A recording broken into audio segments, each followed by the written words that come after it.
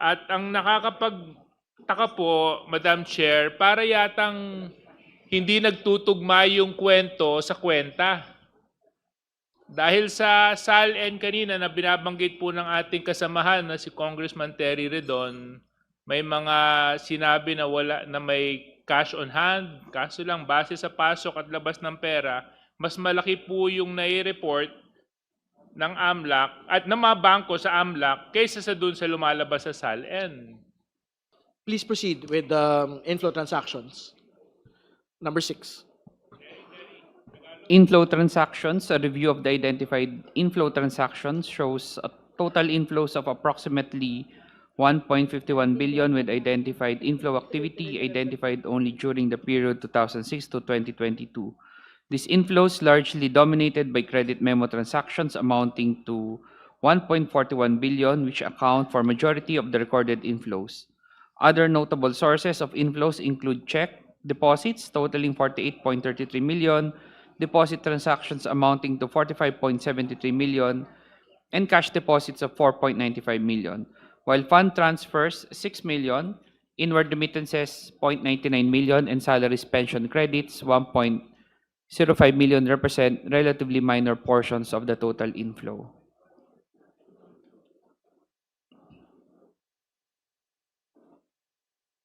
Yes, meron po dito nakikita natin yung mga inflows, no? Maganda po siguro we can read for the record as well kasi magkakaiba po ito, hindi po ba? From doon sa binasa ho nating nauna. Ito po yung inflow transactions. Ibig sabihin, ito yung mga pumasok na Tama. mga kaperahan sa mga accounts. Tama po ba? Tama po. Sige po. You can just read the grand total from 2006 to 2022, please. So for 2006, grand total 122,156,866 pesos and 28 centavos. 2007, 105,094,767 pesos and 87 centavos. 2008, 22,225,157.35. 2009, 372,464,396 pesos and 16 centavos. 2010, 323,282,749.01. 2011, 215,637,944.42. 2012, 199,058,755.08. 2013, 96,852,782.94.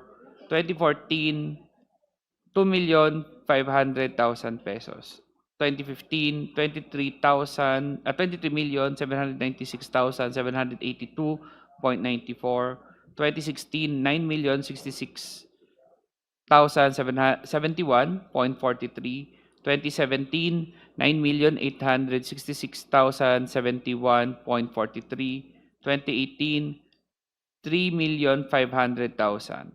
2019, 6,293,000. 2020, 1 million. 2021, 800,000. 2022, 1,003,000 pesos 967.31. Grand total 1,514,599 1,514,599,312 pesos and 22 centavos. Siguro po para malinaw, Executive Director Benaventura, ibig sabihin ho ba from 2006 to 2022, ito po yung pumasok na kaperahan sa account ni Vice President Sara, 1.5 billion over the course of these years. Tama po ba? Tama po. Ngayon naman po, puntahan ho natin yung investment-related activities. Madam Bago tayo Chair. mag-proceed, labas pa ho ba ito doon sa total transactions o kasama na po ito? Kasama na po. kasama. So inclusive, no? Apo, inclusive po. Siguro po, can we read for the record yung paragraph 12, investment-related activities? Madam Chair, with the kind interjection of Honorable Ridon, just a very quick clarification. With the indulgence of the Honorable Ridon, okay lang ba? Yes, please proceed. Honorable Sendanya is recognized. Thank you very much, Madam Chair. Thank you very much, Representative Ridon. I'm looking at the third column in the previous table, yung pong column on check deposits. Can we flash it again? The inflow that was... Please flash. Ayan po yung third column. Pwede po bang pakilagay dun sa mga taon ng 2019 to 2022? Ayan. 2019 to 2022. Nakikita ko po dito, tama po ba, may we request the Executive Director to please read the entries for the check deposits for 2019 to 2022. For 2019, 6,293,000. For 2020, 1 million. For 2021, 800,000. For 2022, 1,03,967 pesos and 31 centavos. Pakituloy na po hanggang 2023 and 2024. Please flash the 2023 and 2024. Wala na Wala na po po. siyang Sige katuloy sa po. table. Dito lamang po sa Madam Chair, a very quick observation. From 2019 to 2022, meron po mga cash deposit na na-flag sa account ni VP Sara Duterte. At ito rin po yung panahon na batay sa kanyang SALN ay walang nakalagay na entry sa cash on hand tsaka cash in bank. I just want to put that on record, Madam Chair. We note the manifestation of the Honorable Sendanya. Sige po, we can proceed to investment-related activities. Can we read number 12, please? An analysis of investment-related transactions from 2010 to 2025 shows total investment inflows of approximately 327.89 million, significantly exceeding investment outflows of 111.15 million. Investment inflows were particularly substantial in the earlier years, with 106.64 million recorded in 2010 and 106.68 million in 2011, followed by smaller inflows in 2012, 2.43 million, and 2013, 2.99 million. A renewed period of investment activity emerged from 2018 to 2022, during which both inflows and outflows were recorded annually at nearly equivalent amounts, ranging from 18.15 million to 24.12 million. Notably, 2023 onwards recorded no investment movements, indicating a cessation of investment activity in the most year. Sige po, pasukin na po natin yung total na lang nito pong investment-related activities. Ano yung inflow nito? Can you read it for the record, please? Yung grand total, Madam Chair. Yes po. ng Perhaps we investment. need to flash again the table in the cover letter. Hindi, If Honorable Ridon is asking for the no, total. this po muna. Yung For this investment- item, okay. Yung inflow po ng Okay. investment-related activities. For grand total of inflow, 327,888,459 pesos and 67 centavos.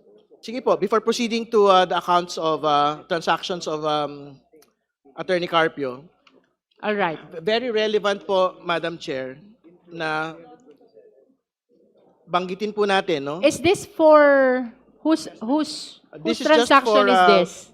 Vice President Sara. Vice This is for President. the respondent vice president. Yes, Madam. Tama po. And now you're proceeding to the transaction of the husband. Madam Chair. Yeah, but we just wanted to summarize po for Please proceed. Vice President Sara. So to be clear, ED, ito pong total transaction amounts, no? Grand total ay 3,920 million. Tama po ba? Total transactions, Vice President Sara Duterte. Based on record, 3,920,955,311.88 based on record po. Tama po. Ang susunod po yung inflows, can you state it again for the record?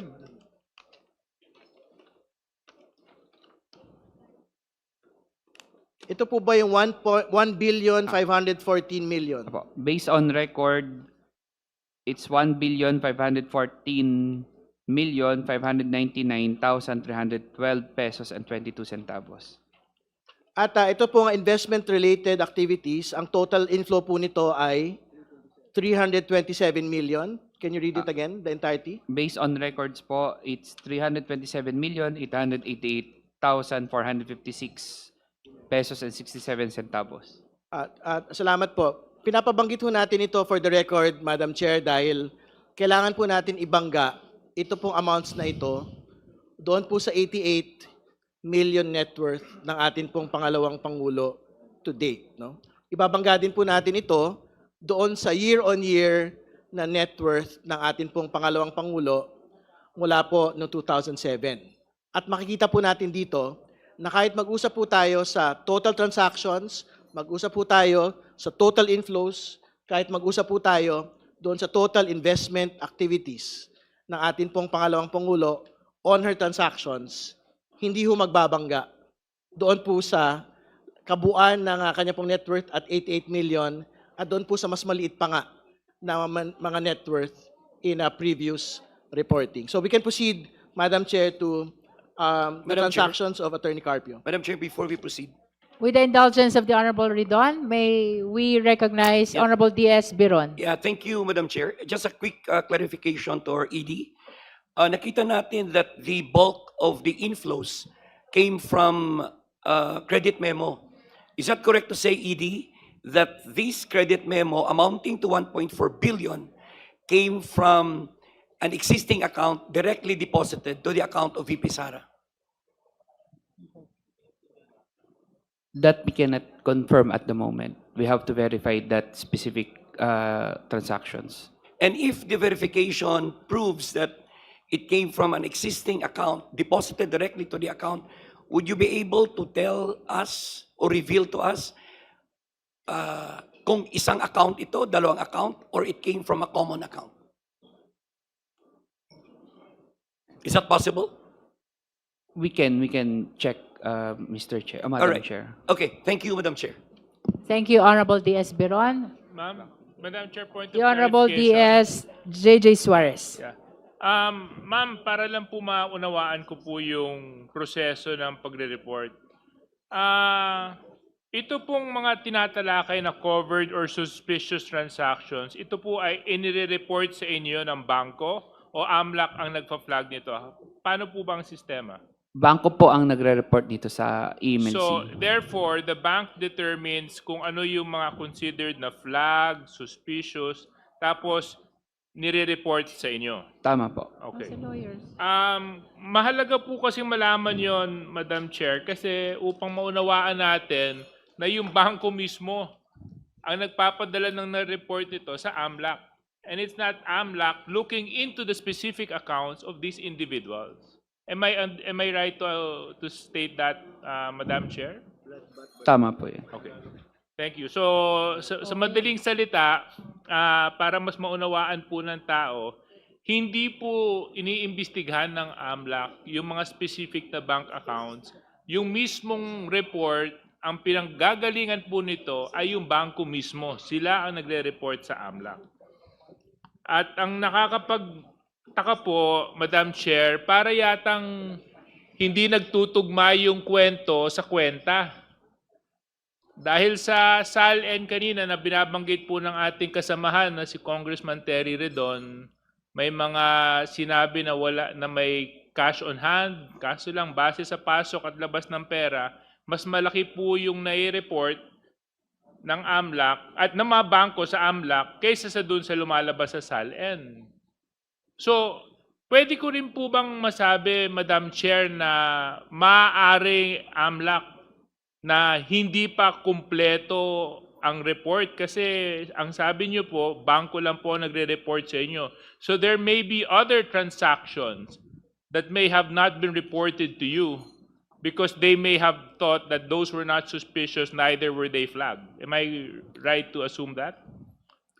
Tama po, because ang nire-report na po ng bangko sa AMLA, EMLC ay halimbawa yung mahigit 500,000 or kung suspicious. Kung hindi po mahigit sa 500,000 yan, hindi po i-report sa AMLAC. So maaari po or maaari ring wala na meron transaction na mas mababa pa sa 500,000 na hindi na po na-report sa amin. Di maaari din pong sabihin na pwede pang lumobo tong numero na to kung mas lalong bubusisiin at titingnan dahil maaring hindi na flag ng banking institution yung specific na transaction dahil sa pananaw nila hindi ito suspicious o covered ng kanilang criteria. Tama po ba yon, Amlak? Hindi ko po masabi pero theoretically, posible po. Maraming salamat po. Thank you very much, Madam Chair. Honorable Redon? Madam Chair, just to expedite the reporting on Attorney Carpio, can we just state for the record, going to page 7 of this report, can we just state for the record the grand total of the transactions from 2007 to 2026? Is that part of the content of the report? Yes. The total It is transaction? page Yes, 7. Madam Chair, yes. The grand total is 403, a number of transactions 403. The amount is 3,129,984,775 pesos and 34 centavos. All right. Can we go to the inflow transactions of Attorney Carpio, page 10? Can you read it for the record, please? The grand total.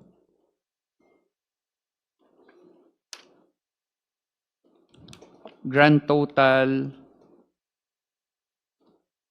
for inflow transactions, 201,911,860.37. Okay, maraming salamat. Ito po ba ay mga accounts na at transactions na hiwalay po doon sa mga transactions po ni Vice President Sara? Ibig sabihin, baka naman kasi meron silang joint accounts, no?